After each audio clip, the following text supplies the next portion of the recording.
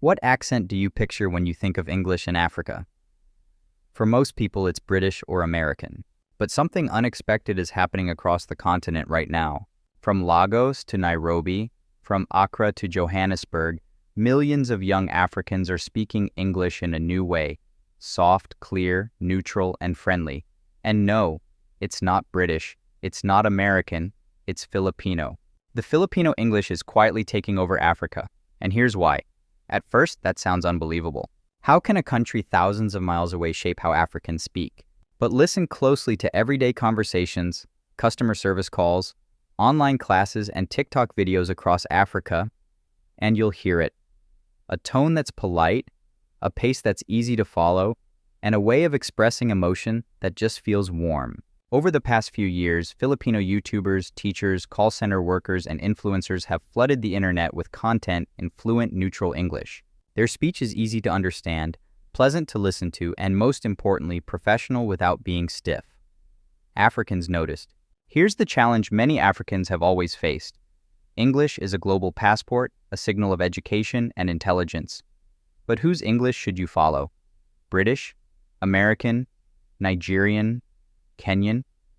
The debate has gone on for decades. Then came a practical answer from an unexpected place, the Philippines. Instead of chasing prestige accents, more young Africans are choosing clarity, and that's exactly what Filipino-style English delivers.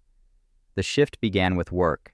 As online freelancing and remote jobs exploded, millions of Africans jumped onto platforms like Upwork and Fiverr alongside Filipinos, who were already strong in customer service, online teaching, and digital marketing. In meetings, group projects, and client calls, Africans kept encountering Filipino professionals who spoke English slowly, clearly, and confidently. No heavy slang, no rushed delivery, just warm, effective communication. For Africans aiming to serve global clients too, that style worked, so they started to adopt it. Soon, imitation turned into intention. Young Africans began practicing Filipino-style pronunciation, binge-watching Filipino vloggers, and following tutorials on neutral English. Some channels in Kenya, Ghana, and Nigeria even posted videos titled, "How to Speak English Like a Filipino." Teachers began telling students, be clear, be kind, be calm, like the Filipinos. It wasn't about copying an accent, it was about borrowing a strategy that improves understanding. On TikTok and YouTube, the influence stood out even more. Creators sprinkled in phrases and patterns heard in Filipino speech. For me, I think it's like, short, gentle sentences, warm transitions, minimal slang. That friendly rhythm became familiar because people heard it constantly, from vlogs to tutorials to coaching videos. Inside call centers across Africa, especially in hubs like Kenya and Ghana, training programs started to include modules on neutral English communication. Trainers noticed what global clients preferred: a clear accent that isn't too strong, paired with a polite, professional tone. The Filipino model fit perfectly. Some African firms even hired Filipino consultants to run soft skills workshops, and a few language schools in Ghana began advertising classes in neutral English, a term heavily used in the Philippines' BPO industry. But why is Filipino-style English so appealing and so effective? The answer lies in how Filipinos learned English themselves. For over a century, English in the Philippines has blended with local languages. The result is a natural rhythm that's not too fast, not too formal, and, crucially, emotionally expressive. Filipino speakers use melody and intonation to sound friendly and welcoming. That tone makes listeners feel at ease. And for many Africans, who are also expressive, rhythmic speakers, this style fits like a glove. It sounds international without stripping away personality. There's also massive exposure. Over the last decade, thousands of Filipinos have taught English online to students around the world, including many in Africa. After months of classes, some learners naturally adjusted their pronunciation and pacing. In Nigeria, certain pronunciation channels now teach with Filipino-style phonics, slowly, clearly, syllable by syllable. In Kenya, young YouTubers say they learned to speak confidently by watching Filipino creators who blend English with emotion. As one Kenyan vlogger put it, "I realized English doesn't have to sound British to be beautiful." Behind this trend is a bigger idea. You don't have to imitate the West to sound global. You just need clarity, confidence, and kindness. That's the Filipino way, and it resonates deeply in Africa. Filipino English often sounds cheerful yet respectful, sprinkled with please, thank you, and excuse me. That warmth matches African values of politeness and community. It's not just changing how people speak, it's reshaping how they think about communication itself. The ripple effects are everywhere. In tourism training in a few countries, officers are coached to use a neutral, friendly tone for international visitors. Some programs even feature Filipino trainers as examples of world-class customer communication. Meanwhile, in classrooms and coaching centers, listening exercises sometimes include Filipino voices alongside British and American ones. Why? Because this is what people actually hear in the real world now. Entertainment hasn't been left out either. African comedians and creators have started joking about speaking like a Filipino in skits. But what began as comedy has turned into admiration. That accent, once unfamiliar, has become a symbol of professional English that still feels human.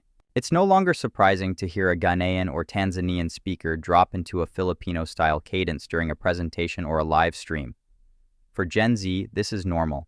They grew up watching Filipino teachers, vloggers, and content creators. For them, Filipino English isn't foreign, it's the new global English. There's a practical upside, too. In customer service and online work, results matter. Clear, kind speech gets higher satisfaction scores. It prevents misunderstandings. It builds trust. And it travels well across cultures. African freelancers who adopt this style often find it easier to work with clients in Europe, North America, and Asia because the tone is universally understandable. But this isn't about throwing away local identity. Quite the opposite.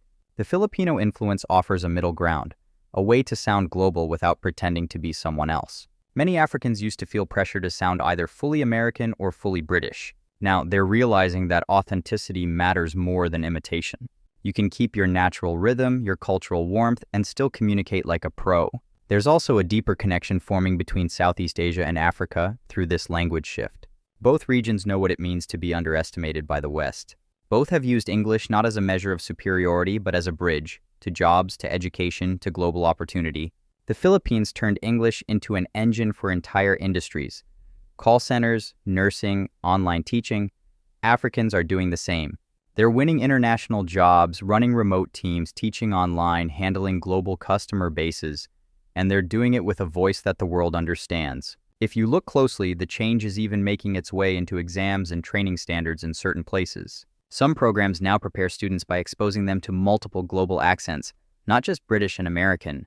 The message is clear. The world no longer listens to a single English. It listens to English that works. So when did this wave begin? The seeds were planted the moment the internet made work and media truly borderless. Filipino creators posted tutorials, vlogs, and lessons. African students and professionals watched, practiced, and applied. Call centers compared notes. Clients voiced their preferences. Teachers adjusted their methods. And slowly, the sound of English across parts of Africa began to soften, smooth out, and smile. Listen to the phrases you'll hear more and more. For me, I think, can we try this, please? I understand, let me clarify. It's not just what's being said. It's the intention behind it, to connect, to help, to be understood. That's the secret of Filipino-style English. It's communication as service, and here's what might be coming next.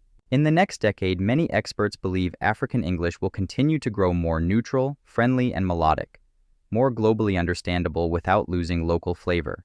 That could open even more doors for African professionals, teachers, entrepreneurs, and influencers. Not because they've copied an accent, but because they've mastered a mindset.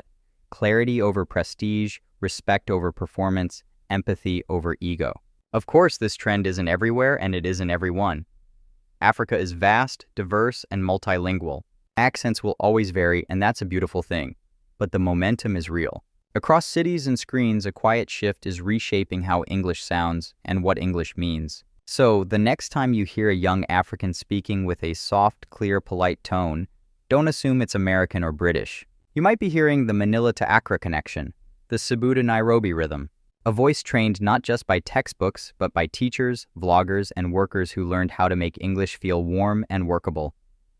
This is more than a trend. It's a statement from the global South. You don't need to imitate the West to speak to the world. You need clarity. You need confidence. You need kindness. The Philippines showed one way to do it. Africa is making it its own. English no longer belongs to one country or one class of speakers. It belongs to everyone who uses it to connect, to teach, to build, to care. And in this movement, Filipinos and Africans together, there's a powerful, hopeful truth. The world is learning to listen not to the loudest accent, but to the clearest heart.